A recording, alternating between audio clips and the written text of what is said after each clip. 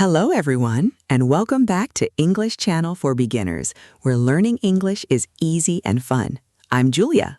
Hello, Julia, and hello to all our wonderful listeners. I am so happy to be here today. I am happy you are here too, James. You look very bright today. Did something good happen? Well, Julia, I started my morning with a glass of water and a short walk, so I feel proud. Wow, James, that sounds like a very good start to the day. Thank you. But I also ate 2 cookies before breakfast, so maybe it was not perfect. That is very real life, James. A good habit and a bad habit in the same morning. Exactly, and that is why I am excited today. Are we going to talk about habits? Yes, we are. Today we are going to talk about good and bad habits in simple English. That is useful. Everyone has habits, right? Exactly. A habit is something you do again and again, often without thinking too much. Like checking my phone when I wake up? Yes, that is a habit. Oh no, I do that before I even say good morning to myself. Many people do. Some habits help us. Some habits hurt us a little. So a good habit helps me and a bad habit hurts me. Yes, exactly. And today, I also have a small secret for changing a bad habit. A secret? I need that secret. Maybe it can help me with my cookie problem. Maybe it can, but I will share it near the end of the episode. Okay, I will wait. But please do not hide the secret forever.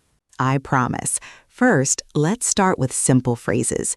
You can say, I have a good habit. I have a good habit. And you can say, I have a bad habit. I have a bad habit. Very good. Now give me one good habit you have. I brush my teeth every morning. Excellent. That is a very common good habit. And I try to drink more water. Good. You can say, I try to drink more water every day. I try to drink more water every day. Perfect. Now, what is one bad habit? I stay up too late at night. That is a very common bad habit. Yes, I say only one more video, then suddenly it is midnight. I know that feeling. You can say, I often stay up too late. I often stay up too late. Good. Often means many times. So I can say I often check my phone in bed. Yes, exactly. That is a natural sentence. I often check my phone in bed. That sentence is too true. Real English is often very honest. Julia, what is the difference between a habit and a routine? That is a good question. A habit is one action you do again and again. A routine is a group of actions you do in order. Can you give an example? Sure. Brushing your teeth is a habit. Your morning routine may be wake up, wash your face, brush your teeth, make coffee, and go to work. Oh, I understand. A routine is like a small daily plan. Exactly. And habits live inside routines. Habits live inside routines. That sounds nice. Yes. If you want a good habit, put it into a routine. Like after coffee, I study English for 5 minutes. Perfect. That is a simple and strong example. I like that. Coffee first, English second. Good. Now let's talk about how to describe habits. Okay, I am ready. You can say, I always make my bed in the morning. I always make my bed in the morning. You can say, I sometimes eat too much sugar. I sometimes eat too much sugar. You can say, I never exercise at night. I never exercise at night. Great. Always, sometimes, often, and never are useful words. They help me say how much I do something. Exactly. They are very useful for daily conversations. So if my friend asks, do you drink coffee? I can say, I always drink coffee in the morning. Yes, that sounds very natural. And if someone asks, do you eat vegetables? I can say, I am trying to eat more vegetables. Perfect. I am trying to is a very helpful phrase. I am trying to sleep earlier. Very good. I am trying to stop eating cookies before breakfast. Excellent. That is very specific. Specific? What does that mean? Specific means clear and exact, not general. So, I want to be healthy is general.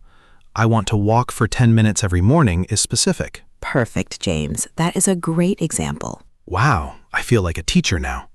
You are learning very well. What are some good habits for English learners? Great question. One good habit is listening to English every day. Even for 5 minutes? Yes, 5 minutes is good if you do it often. Another good habit is repeating useful sentences out loud. Out loud means with my voice, right? Exactly. Not only in your head, use your mouth. I can say, I practice English out loud every morning. Yes, that is a useful sentence. I practice English out loud every morning. Great. Another good habit is writing one simple sentence in English every day. Only one sentence? Yes, one sentence is small, but it builds confidence.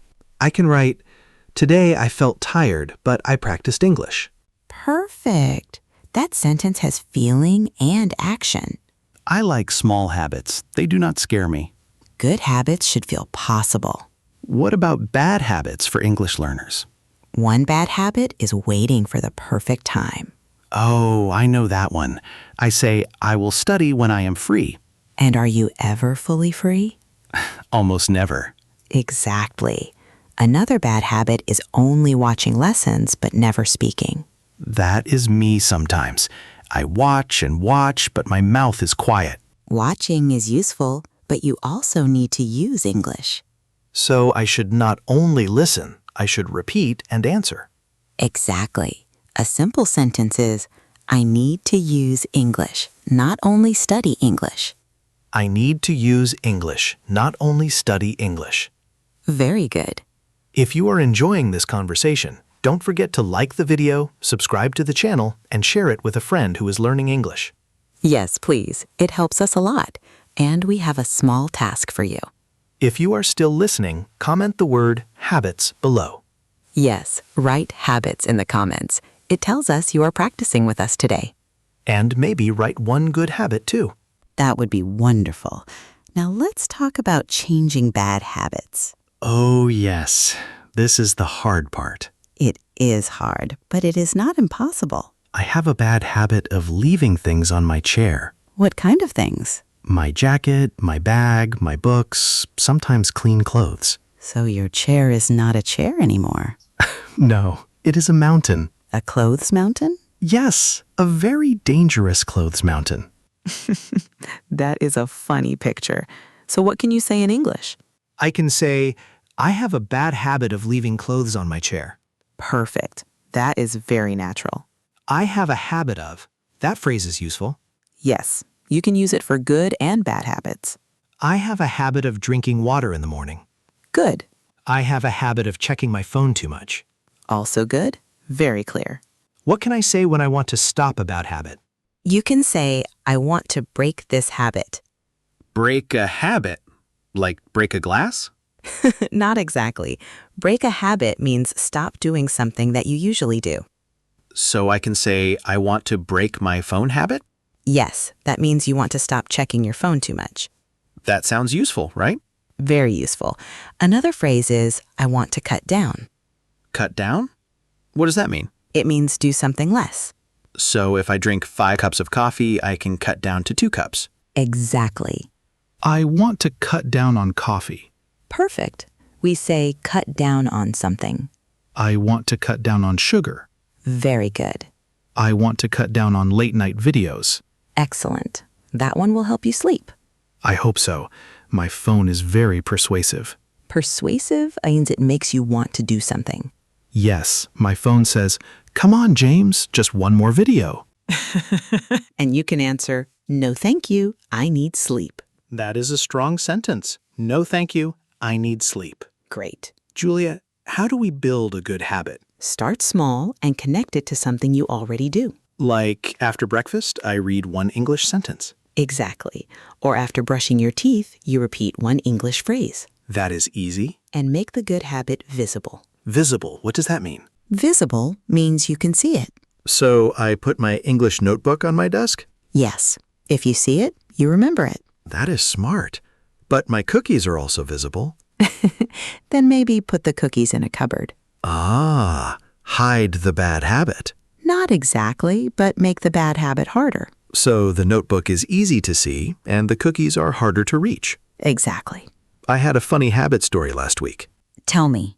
I wanted to become healthier, so I bought apples. That sounds like a good start. Yes, I put the apples in the kitchen. And did you eat them? Well, not at first. I put cookies in front of the apples. Oh no, James. Every day I opened the kitchen door and saw cookies first, so I ate cookies. And the apples? The apples waited behind the cookies. They were very patient. Poor apples. Finally, one apple rolled down from the bag. It was like the apple said, "James, please remember me." That is a very dramatic apple. Yes. So I moved the apples to the table and put the cookies higher. And did it help? Yes, I ate 2 apples this week. Great job. That is a small victory. So the lesson is, put good habits in front of your eyes. Exactly. And make bad habits less easy. I like that. It is simple. Now, James, do you remember the secret I promised? Oh, yes, Julia. You mentioned a small secret about changing a bad habit. I did. Are you ready for it? I am very ready. My cookies are listening too. Okay, the secret is called the replace, don't erase trick. Replace, don't erase. What does that mean? It means do not only say, I will stop this bad habit, put a new habit in its place. Can you give an example? Sure, if you want to stop checking your phone in bed, replace it with reading 1 page of a book. So I do not just remove the phone, I add a book. Exactly. If you want to stop eating cookies after dinner, replace cookies with tea or fruit. Tea after dinner sounds nice. If you want to stop saying, I am bad at English, replace it with, I am learning English. I am learning English. That feels much better. Yes, your words are habits too. Words are habits. That is interesting. Yes, if you often say negative things, that becomes a habit. If you often say kind things, that becomes a habit too. So I should build a habit of kind English thoughts. Exactly. Say, I am improving. Say, I can try again. Say, small practice helps me. I am improving. I can try again. Small practice helps me. Beautiful. That is a great habit for your mind. I love the replace, don't erase trick. It works because the brain likes action. If you remove one action, you need another action. So my brain asks, what do I do now? Exactly. And you give it a simple answer. I want to cut down on phone time, so I will keep my phone on the table and keep a book near my bed. Perfect. That is clear and realistic. Realistic means possible in real life? Yes, exactly. Not too big, not too perfect, just possible. I can do possible? We all can. Well, Julia, this was a very helpful conversation. I am glad. Let's remember what we talked about today. We talked about good habits and bad habits. Yes, we learned that a habit is something we do again and again. We learned useful words like always, often, sometimes, and never. We learned phrases like, I have a habit of, and I want to break this habit. We also learned cut down on, like cut down on sugar or cut down on phone time. Exactly. We talked about making good habits easy to see. And making bad habits harder to do. We heard the story of your patient apples. Yes, the apples were very brave. And we learned the secret. Replace, don't erase. That means put a good habit in the place of a bad habit. Perfect. Well, everyone, we hope you enjoyed this conversation about good and bad habits. Yes, we hope it helps you talk about your daily life in simple English. Before you go, we want to hear from you. Tell us in the comments, what is one good habit you want to build? And what is one bad habit you want to cut down on? Don't forget to like the video and subscribe to English Channel for Beginners. Share this episode with a friend who is learning English. Thank you so much for listening and practicing with us today. Remember, you do not need perfect habits. You just need small steps. Exactly. Small steps can change your day. Until next time, keep practicing and stay brave. Bye for now. Bye-bye.